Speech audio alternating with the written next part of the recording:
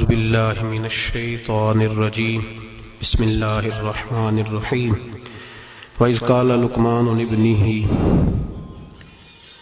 وهو يعظه يا بني لا تشرك بالله إن الشرك لظلم عظيم صدق الله العظيم وصدق رسوله النبي الكريم إن الله وملائكته يصلون على النبي يا أيها الذين آمنوا صلوا عليه وسلموا تسليما الصلاة والسلام عليك يا سيدي يا رسول الله وعلى آلك وصحبك يا سيدي يا حبيب الله الصلاة والسلام عليك يا سيدي يا نبي الله وعلى آلك وصحبك يا سيدي يا نور الله اللهم صل على سيدنا ومولانا محمد معدن الجود والکرم وآلہ وصحبہ وبارک وسلم۔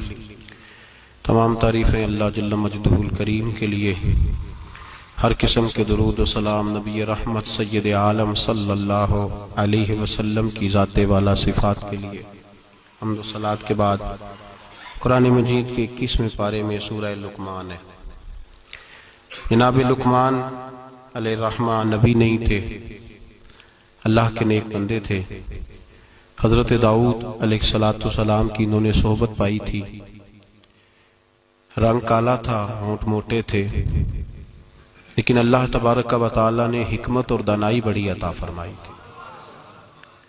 آپ کی اس حکمت اور امور خیر کی وجہ سے دور دراز سے لوگ آپ کی خدمت میں حاضر ہوتے تھے اور آپ سے اللہ تبارک و تعالی کی عطا کردہ حکمت اور دانائی سے فیض یاب ہوتے تھے۔ حضرت لقمان نے اپنے بیٹے کو کچھ نصیحتیں فرمائیں۔ اپنے بچے کو انہوں نے کچھ چیزوں کے بارے میں تربیت دی۔ اللہ تبارک و تعالیٰ کو ان کی وہ باتیں اور وہ انداز اتنا پسند آیا کہ رب نے اس کو قرآن مجید میں بیان فرما دی۔ اور اللہ تبارک و تعالیٰ کا اس چیز کو قرآن مجید میں بیان کرنا اس بات کی دلیل ہے کہ اللہ تبارک و تعالیٰ کی یہ رضا ہے کہ مسلمان اپنے بچوں کی تربیت اسی انداز میں کریں، اسی انداز میں اپنے بچوں کی تربیت کریں۔ یہ عنوان اور یہ باتیں ماں اور باپ کو سیکھنی چاہیے، بلکہ ہمارے بعض بزرگ تو فرماتے ہیں کہ جس بیٹے اور بیٹی کا نکاح کرنے کا ارادہ ہو، اس کو جہاں اور ان کی ضرورت کے مسائل سکھائے جائیں، وہاں انہیں سورہ لقمان کی ان آیات کی ضرور ان تک پیغام پہنچایا جائے، تاکہ انہیں پتہ ہو کہ کس نہج پر، کس بنیاد پر اور کس طریقے سے ہم نے اپنے بچوں کو اللہ تبارک و تعالیٰ کی رضا کے مطابق ڈھالنا۔ انسان سب سے زیادہ مخلص اپنی اولاد کے ساتھ ہوتا ہے۔ اس پر علماء نے کلام کیا ہے کہ بچے بھی اپنے ماں باپ کے ساتھ اتنے مخلص ہوتے ہیں کہ نہیں۔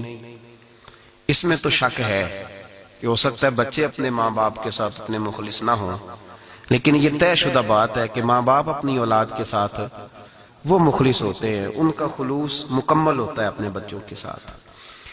تو حضرت لقمان جب اپنے بچے کو نصیحت کر رہے تھے تو وہ ان باتوں کی طرف دلا رہے تھے جو وہ سمجھتے تھے کہ بڑی ہی ضروری ہے، جن کی وجہ سے ان کا بچہ بڑی خیر پا جائے گا، مکمل کامیابی دنیا اور آخرت کی حاصل کر جائے گا۔ ہم اپنی اولاد سے مخلص ہوتے ہیں، ہمارا اپنی اولاد کے معاملے میں رویہ بڑا خوبصورت اور ہمارا دل اپنے بچوں کے بارے میں بڑا صاف ہوتا ہے۔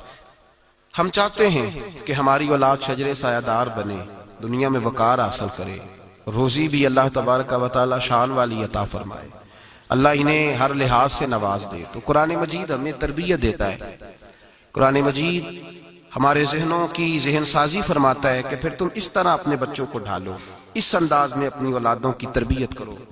سورہ لقمان کی جو آیہ کریمہ میں نے سب سے پہلے تلاوت کی وہ 13 نمبر آیت ہے۔